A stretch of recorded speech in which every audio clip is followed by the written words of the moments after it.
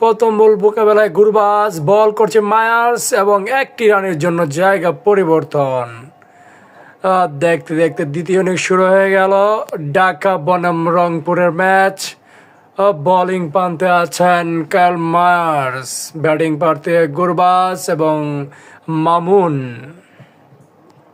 প্রথম বলেই leg by একটি রানের জন্য জায়গা পরিবর্তন করেছে গুরবাজ।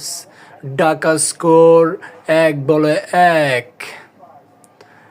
এবার মায়ার্সের বল মোকাবেলা করবে মামুন। তো এখন বল নিয়ে আসছে মামুন, ব্যাটিং প্রান্তে মামুন, বল নিয়ে আসছে মায়ার্স, বল করছে অ্যান্ড গুড বল। অফ স্টাম্পের বাইরে দিয়ে বল চলে গেল কিপার নুরুল হাসানের হাতে। একই ডট বল। এখানে খেলা দেখছে উপস্থিত এখানে রিয়ান, সাথে আছে আমাদের রিপন মন্ডল, আরো আছেন হানিফ সৌদাগর।